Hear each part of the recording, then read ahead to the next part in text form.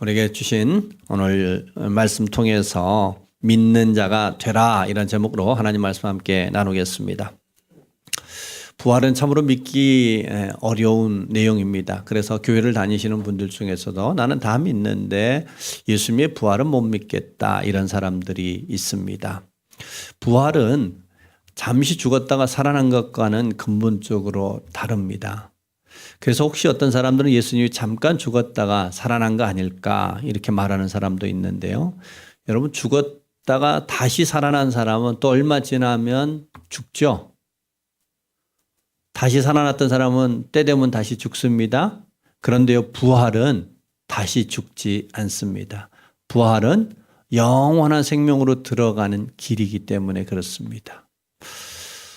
예전에 제가 함께 신앙생활했던 교회 가운데 한 집사님이요, 정말 죽었다가 살아난 경험을 가진 사람이 있어요. 그분은 죽었다가 몇 시간 만에 다시 살아나셨는데 그분이 이렇게 얘기해요. 죽음은 자기 몸 밖에서 자기를 보는 것이다. 여러분, 우리가 우리를 스스로 볼 수 없잖아요. 그런데 죽으면 우리 몸 밖에 나가서 우리를 본다는 겁니다. 그게 죽음이에요. 자기가 죽은 것을 알자 말자 자기가 몸 밖에서 자신을 보는데 부인이 자기를 죽은 걸 알고요, 허둥지둥 되시면서 교회로 전화를 드리려고 전화번호를 찾더래요. 그래서 아니 거기 있잖아, 첫 페이지에 있잖아, 아무리 얘기를 해도요 부인은 못 알아듣는 거예요. 부인의 얘기는 다 듣고 부인은 다 보는데 자기 이야기를 산자가 듣지 못하는 거, 이게 죽음이더라 이렇게 얘기했습니다.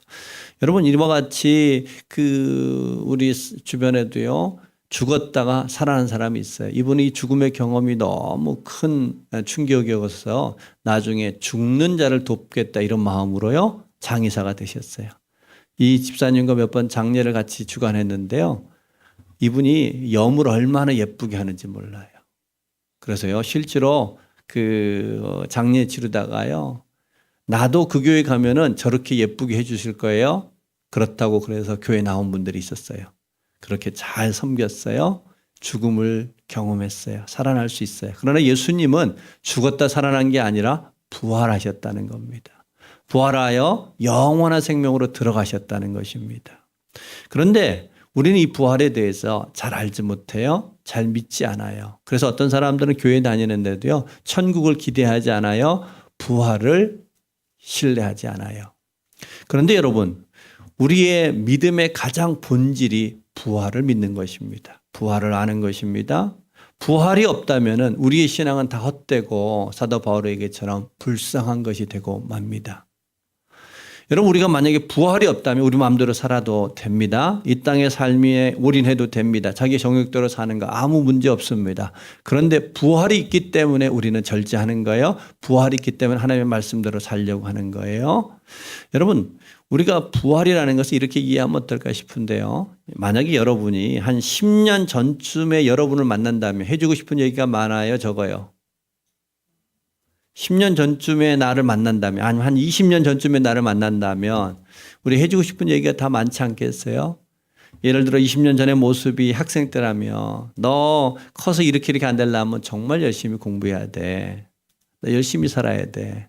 커서 후회하지 않으려면, 네 발등 안 찍으려면 그 남자 만나면 안 돼. 뭐 이런 얘기 해주겠어요? 안 해주겠어요? 해주지 않겠어요? 네. 그런데 여러분, 만약에 20년 후에 여러분이 오늘의 여러분을 만난다며 동일하게 하고 싶은 얘기 있을까요? 없을까요? 20년 후엔 내가 오늘의 나를 만날 때 하고 싶은 이야기, 이렇게 살아야 네가 죽은 후에도 후회하지 않아.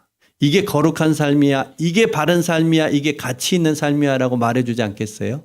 여러분, 부활신앙이라는 것은 20년 30년 죽음 후엔 내가 오늘 나를 만날 때 이렇게 살았으면 좋겠어 라고 알려주는 것이 그게 부활신앙인 거예요.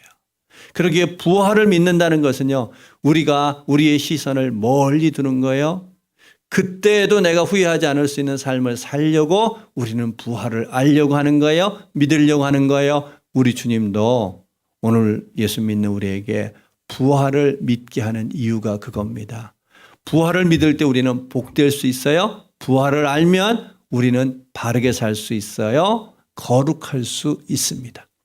그러기 예수님은 오늘 본문에서 만나는 도마에게 나타나셔서 부활을 믿게 해주십니다. 그 믿음을 갖도록 도와주십니다.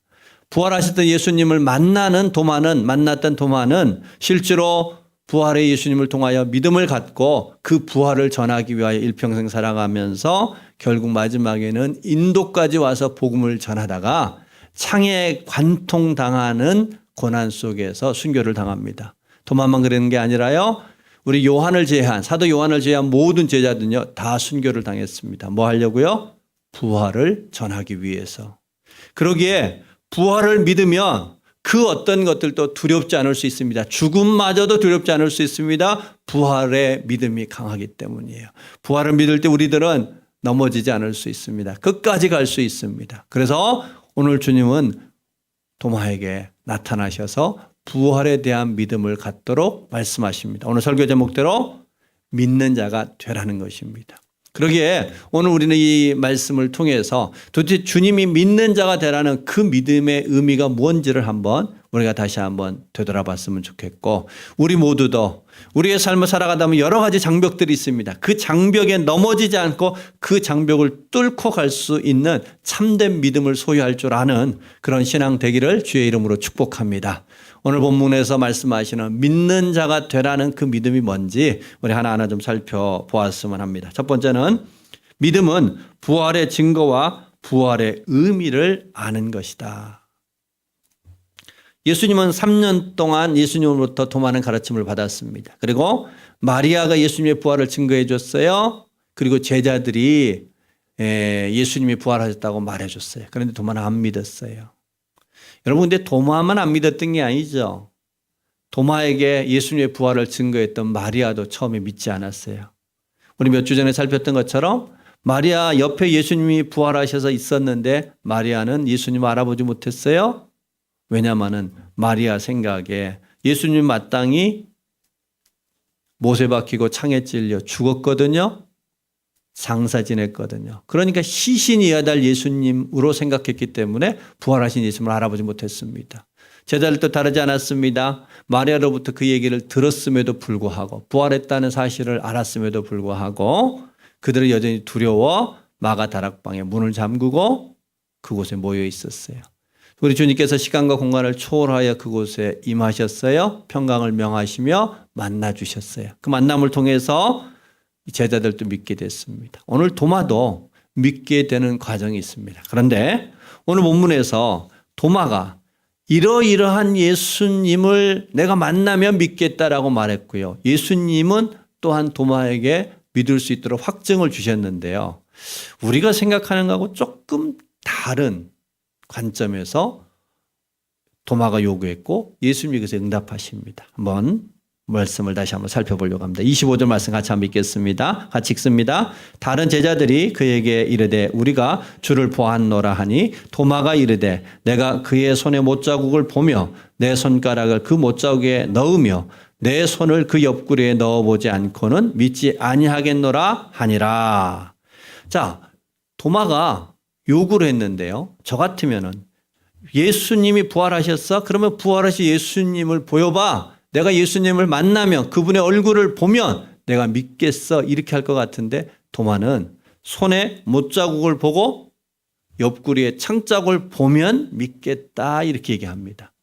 그랬더니 예수님이요. 27절 같이 한번 읽습니다.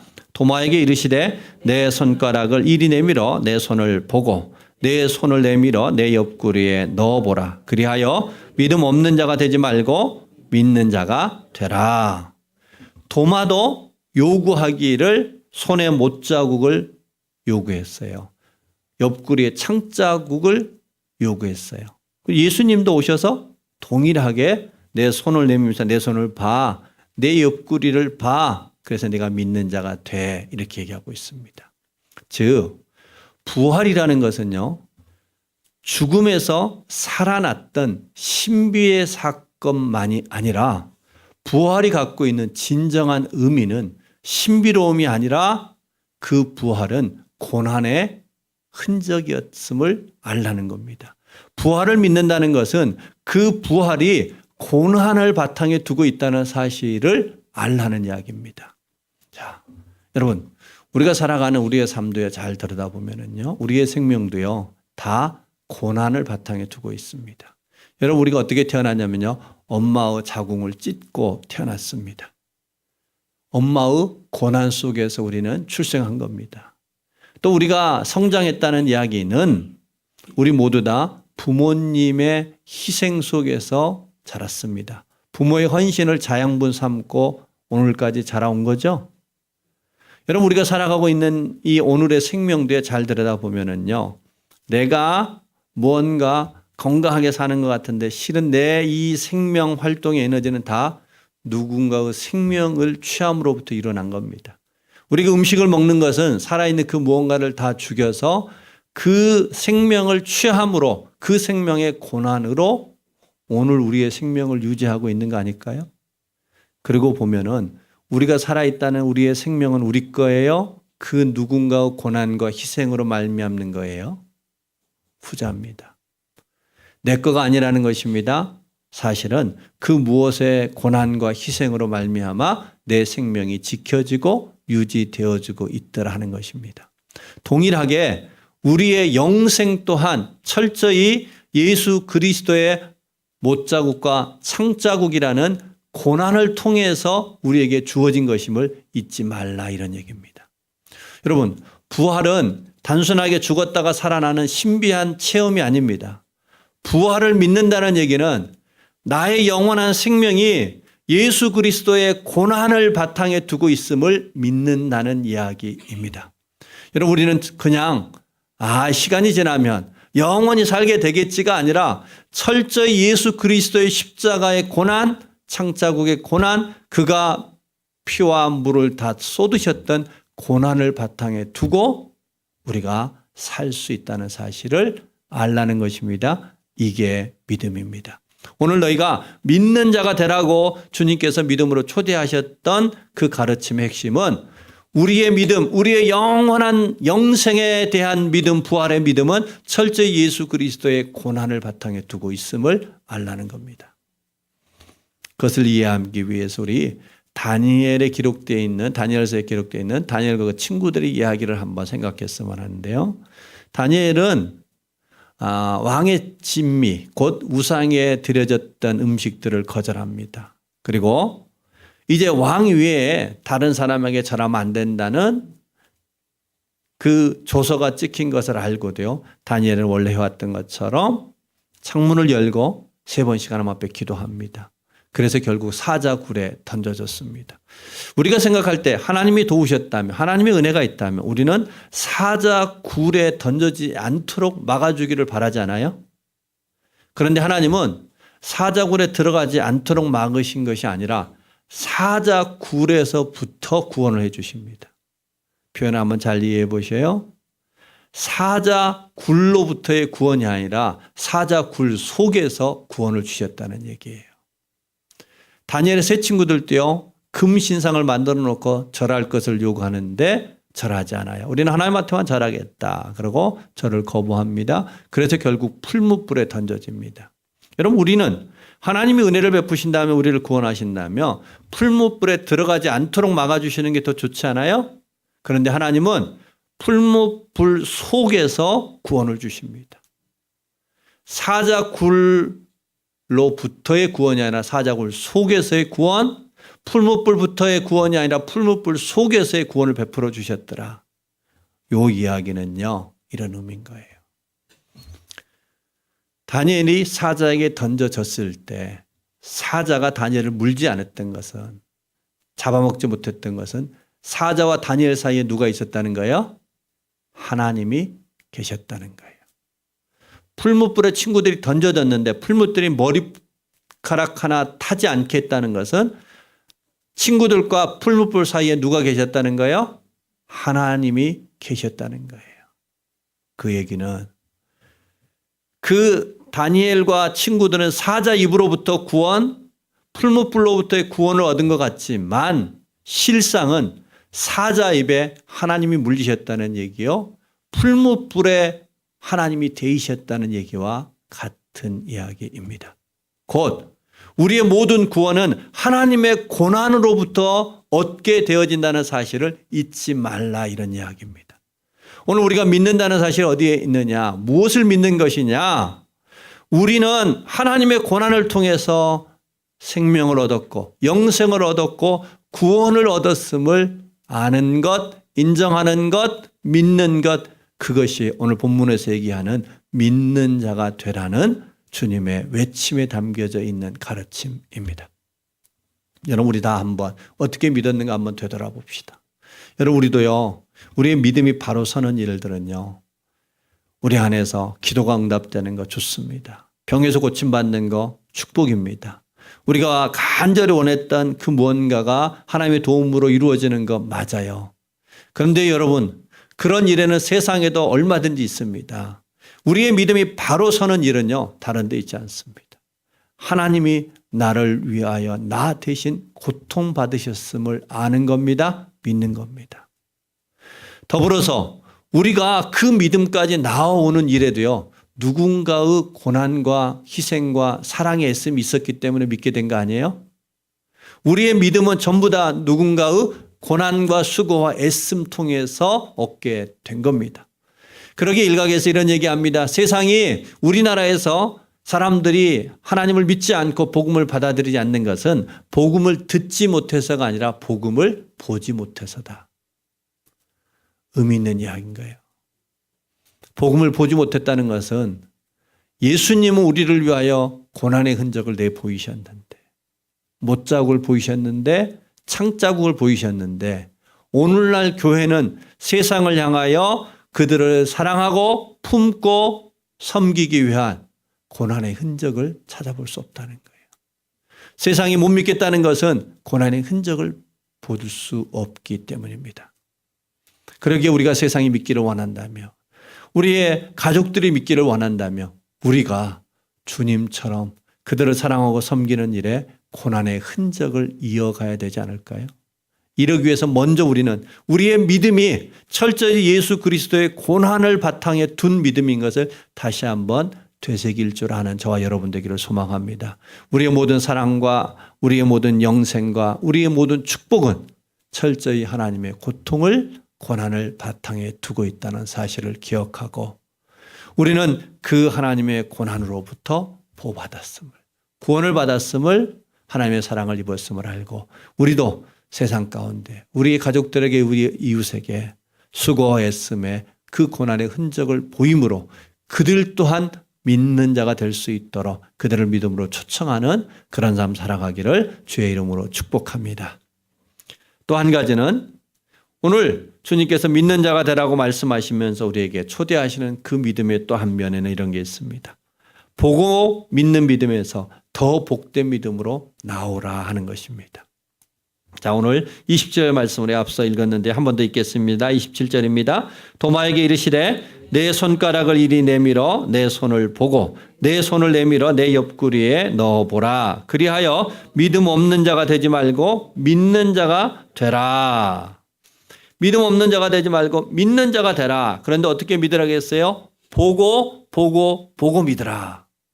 여러분 처음에 마리아도 안 믿었는데 마리아도 부활하셨던 예수님을 보고 믿었습니다. 제자들도 안 믿었는데 부활하셨던 예수 그리스도를 보고 믿었습니다. 오늘 지금 도마가 예수를 믿고 예수님이 나의 주여 나의 하나님이라고 고백하는 믿음의 사람이 됐던 것도요. 부활의 예수님을 보았어요. 그 고난의 자국들을 보고 믿었습니다. 그런데 오늘 주님은 우리를 그 믿음에 머물기보다 더 복된 믿음으로 나오라고 얘기하십니다. 자, 오늘 같이 읽었던 본문의 29절 한 번 더 읽겠습니다. 예수께서 이르시되 너는 나를 본고로 믿느냐? 보지 못하고 믿는 자들은 더 복되도다 하시니라. 여러분 우리의 믿음은 다 처음에 보고 시작한다겠어요? 누군가의 고난의 흔적을 보면서 예수 그리스도의 고난을 알면서 보면서 우리는 믿음을 시작을 했습니다. 그런데 오늘 주님은 그 믿음에 머무르지 말고 더 복된 믿음으로 나오라는 것입니다. 어떤 사람이 더 복된 믿음을 갖는다고요? 보지 못하고 믿는 것. 그러기에 우리는 처음에 보고 믿는 믿음의 삶이었는데요. 우리 주님께서는 더 복된 믿음, 보지 않고도 믿는 믿음으로 나오라. 이렇게 초대하십니다. 이제 무엇이 보지 않고 믿는 믿음일까 하는 겁니다. 곧 무엇이 복된 믿음일까? 보고 믿는 것보다 더 복된 믿음은 무엇일까 하는 것입니다. 일반적으로요, 시간적인 생각을 가지고 이 본문을 살피며 이런 뜻이 될 겁니다. 여러분, 우리는 예수님과 동시대 사람이 아니죠? 그러니까 우리는 예수님을 보고 믿을 수가 없어요. 우리는 어쨌든 예수님에 대해서 보고 믿기 어렵습니다. 보지 못하고 믿는 믿음의 사람입니다. 그러면 오늘 우리처럼 시간이 많이 지난 후에 믿는 우리들이 더 복되다는 걸까? 그런 이야기도 담겨 있을 겁니다. 그런데요, 이 이야기는 믿음의 본질을 바로 알라는 얘기입니다.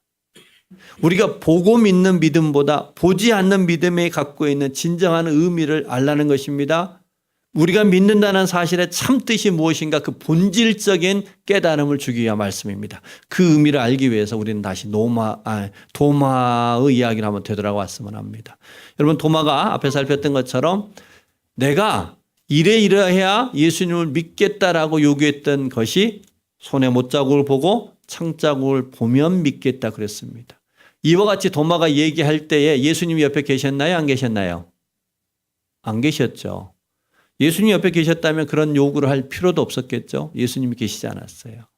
그로부터 8일이 지난 후에 예수님이 나타나셔서 앞서 살핀 것처럼 똑같이 도마가 요구했던 것처럼 손에 못자국을 보여주시고 창자국을 보여주시면서 너는 믿는 자가 되라 라고 확증을 해 주십니다.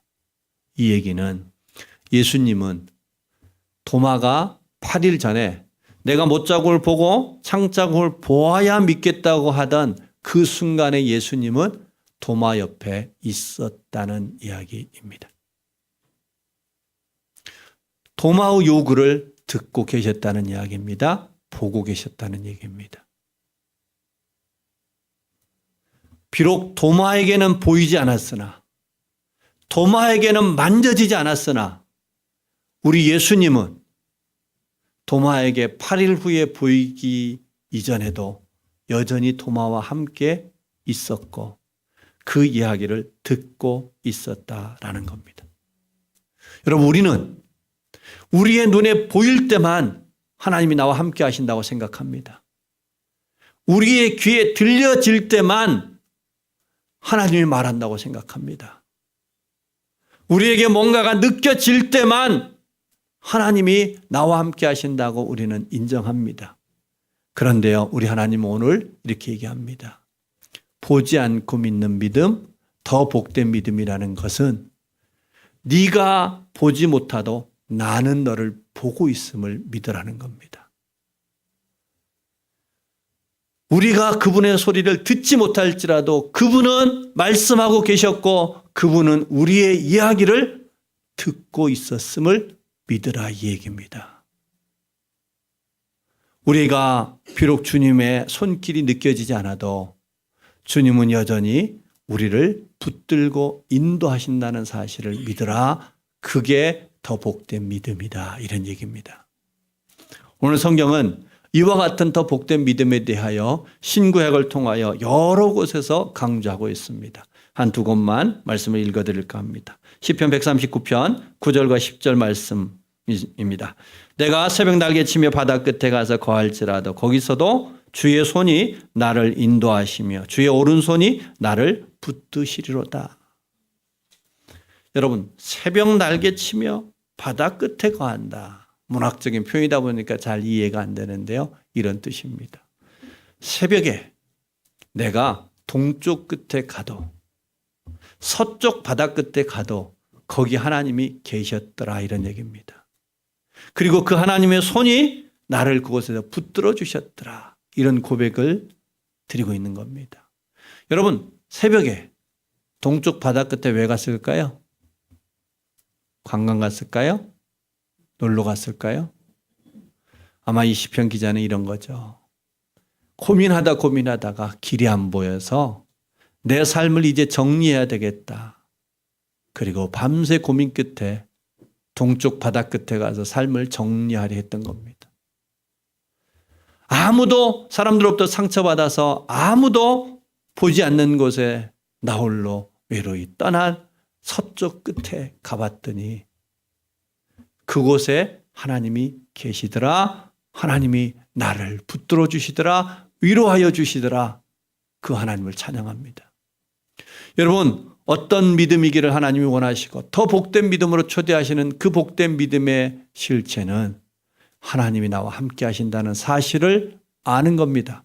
그분의 손이 나를 붙들고 나를 인도하고 있음을 알라는 것입니다.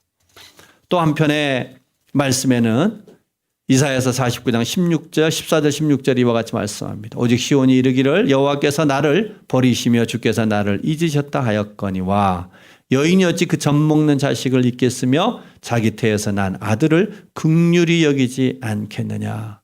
그들이 혹시 잊을지라도 나는 너를 잊지 아니할 것이라 내가 너를 내 손에 새겼다. 여러분, 젖 먹이는 여인이 초미의 관심은 아이기에 아이를 잊을 수 없죠. 그러나 하나님이 이렇게 얘기하십니다. 젖먹이 여인이 아이 잊을 수 있어. 그러나 나는 너 잊지 않을 거야. 왜? 하나님의 손에 우리의 이름을 새겼다는 겁니다. 하나님의 손에 우리를 새기고 우리를 붙들고 우리를 지키겠다는 겁니다. 하나님 우리를 떠나지 않겠다는 것입니다.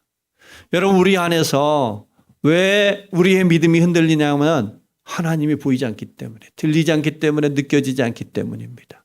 그런데 하나님 오늘 우리에게 더 복된 믿음으로 초대하시면서 이렇게 이야기하십니다. 나는 너의 곁을 떠나지 않아. 그걸 네가 믿어라.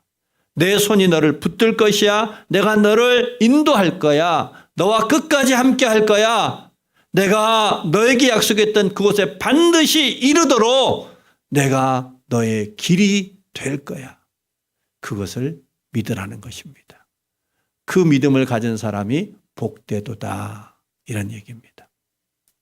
여러분이 하나님을 잃어버리면 우리의 믿음에 아무것도 없습니다. 하나님의 붙드심을 우리가 인정하지 않으면, 하나님의 인도하심을 인정하지 않으면 우리의 믿음은 헛된 것이 되고 맙니다. 우리의 믿음의 본질은 하나님이 나와 함께 하시며 나를 붙들고 나를 인도하신다는 사실입니다. 여러분, 성경에 나와 있는 수없이 많은 사람들의 기록은요, 사람들의 인생은 다 하나님이 함께 하셨고 하나님이 그를 붙드셨더라입니다. 죽은 나사로를 하나님이 함께 하시고 그를 붙드셨더니 그가 일어났습니다.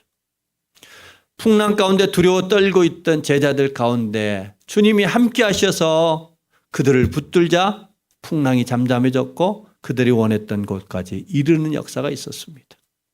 여러분, 아브라함이 하나님의 약속을 믿고 본토진적 떠났습니다. 백세의 아들이 주어지는 일 어떻게 가능했어요? 하나님이 함께하며 하나님이 아브라함을 붙들었기에 백세의 아들을 얻는 은혜도 주셨고 그 아들을 번제로 드리는 일을 그가 감당할 수 있었던 것 또한 하나님이 함께하며 붙들었기 때문에 감당할 수 있었고 하나님의 벗이라 칭함받는 은혜를 입게 됐습니다. 여러분, 신약에 나와 있던 위대한 인물들 또한 다르지 않습니다. 사도 바울이 어떻게 변화됐어요? 다메섹 선상에서 하나님이 함께하였고 그를 붙들었기에 그가 믿음의 사람이 됐고 땅끝까지 복음을 전하는 이방인의 사도가 됐습니다. 모세가 나일강에 던져졌을 때 하나님이 그와 함께하고 그를 붙들었기에 그가 나일강으로부터 건진바 되어졌고 이스라엘을 출애굽하는 일에 쓰임받는 하나님의 사람이 됐습니다. 여러분, 우리도 마찬가지입니다. 우리의 인생이 하나님 앞에 귀하게 쓰임받는 복된 인생이 되는 일 다른 것이 없습니다. 하나님이 나와 함께 하시고 하나님이 나를 붙드신다는 사실을 믿을 때, 보지 않고 믿는 믿음을 가질 때 우리 역시 하나님의 붙드심 안에서 마지막에 승리하는 영광의 삶 살아가게 될 줄로 믿습니다. 우리 마무리하면서 이런 우리 자신 한번 돌아봤으면 좋겠습니다. 여러분, 주님이 함께 하신다는 약속이 여러분 마음에 힘이 되십니까? 하나님이 나를 붙드신다는 사실이 내게 능력이 되어집니까? 하나님이 붙드시고 나와 함께 하신다며 그러면 됐어. 그러면 내가 오늘 상황이 어떠하든 간에 나는 힘있게 나아가 볼 거야 라는 그런 믿음의 용기와 결단이 되고 있느냐 하는 겁니다. 언젠가 제가 시골에서 살면서 개와 함께 있었던 한 이야기 들려드렸는데 오늘 마무리 또한 우리 주변에서 보게 됐던 그런 이야기로 마무리할까 합니다. 제가 어렸을 때 초등학교 때 저희 집에 노란색 털을 가진 황구 진돗개를 키웠어요. 저하고 굉장히 친했던 개인데요. 하루는 진도군청에서 진돗개를 보호하기 위해서 진도 안에 백구 지역과 황구 지역을 나누어 버렸어요. 진돗개가 황색 털을 가진 개와 흰색 털을 가진 백구 두 종류로 있었는데요. 이게 섞이니까 안 예쁜 개들이 나오는 거예요. 그래서 인위적으로 진도를 두 구역으로 나눴어요. 백구 지역과 황구 지역. 저희 집이 백구 지역이 되어서 황구를 팔아야 됐어요. 근데 제가 정이 많이 들어서요. 황구를 못 팔겠다고요. 저희 개를 끌고 마루 속으로 들어가서요. 1시간 동안 울면서 버팅겼는데 결국 개장사한테 팔 수밖에 없었어요. 그렇게 팔았어요. 진도 읍은 황구 지역에서 읍에 사는 사람이 사갔어요. 그랬는데요.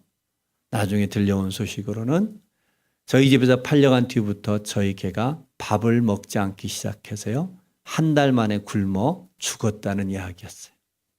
그런데 TV에서요. 종종 그런 이야기가 나오더라고요.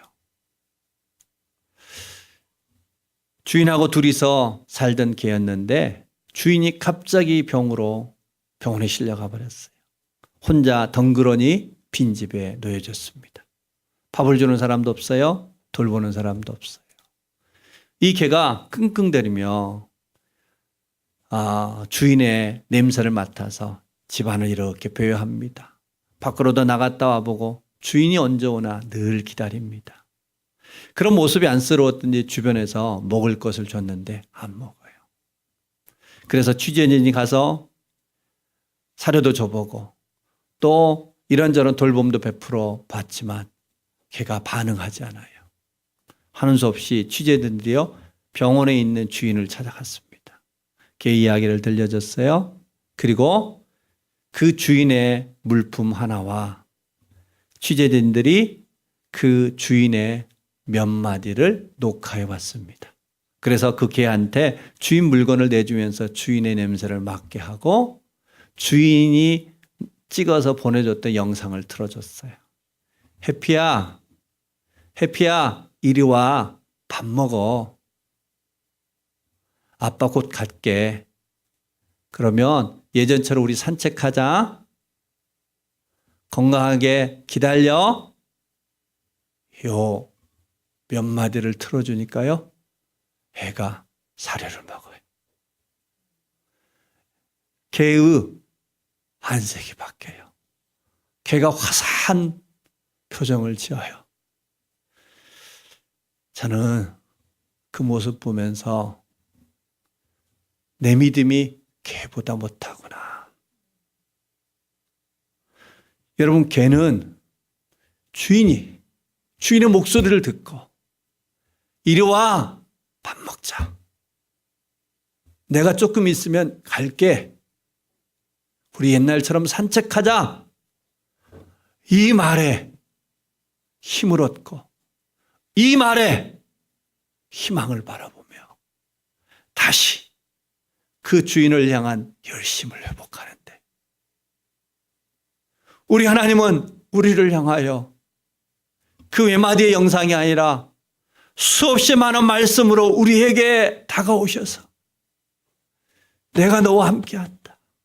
내가 너를 붙들고 있다. 내가 너를 인도하고 있다. 내가 너를 길이 되겠다. 말씀하시는데 우리는 그 하나님의 음성과 약속과 보이지 않는 것을 믿는 그 복된 믿음으로 초대하시는데 우리는 주님의 그 음성에 어떻게 반응하고 있는가? 우리는 함께 하시는 그 하나님의 그 만지심에 우리는 어떻게 믿음을 보이고 있는가? 오늘 우리 주님께서 우리에게 믿는 자가 되도록 초대하십니다. 우리의 믿음은 오직 예수 그리스도의 고난의 흔적 위에 세워진 믿음입니다. 그 고난 때문에 얻은 영생이고 그 고난 때문에 우리도 누리게 되는 부활의 영광이 있음을 믿는 겁니다. 더불어서 도마가 말할 때 그 곁에 보이지 않았으나 들리지 않았으나 그 곁에 함께 하셨던 그 예수님이 오늘도 우리 곁에서 함께 하시고 우리를 그 손으로 붙드시면서 내가 너와 함께 하겠다. 내가 너를 인도하겠다. 내 손에 너의 이름을 새기고 내 의로운 손으로 너를 붙들겠다. 주님의 그 말씀 앞에 그 외침 앞에 하나님 내가 이제 주님의 그 음성을 들었으니 내가 힘을 내겠습니다. 믿음의 길을 걷겠습니다. 주님 앞에 고백하며 그 믿음의 길을 굳건하게 걸어갈 수 있는 복된 믿음의 소유자가 다 되실 수 있기를 주의 이름으로 축복합니다. 기도하십시다. 우리 하나님 아버지 앞에 이렇게 기도했으면 합니다. 내게 믿음을 주옵소서. 내가 믿는 자가 되게 해 주십시오. 내 영생이 예수 그리스도의 고난으로 말미암은 것을 알게 하여 주옵소서. 걔도 주인의 소리를 듣고 힘을 내는데 나와 함께 하시는 보지 않고 믿는 그 복됨의 믿음 우리에게 주셨는데 하나님 나도 나와 함께 하시는 그 주님 의지하며 주님이 나를 붙드시는 그 손에 나를 의탁하며 살아가는 믿음의 삶 살도록 도와주십시오. 우리 교회가 그런 믿음의 공동체가 되게 하여 주옵소서. 같이 한번 기도하겠습니다. 할렐루야. 자비하신 아버지 하나님.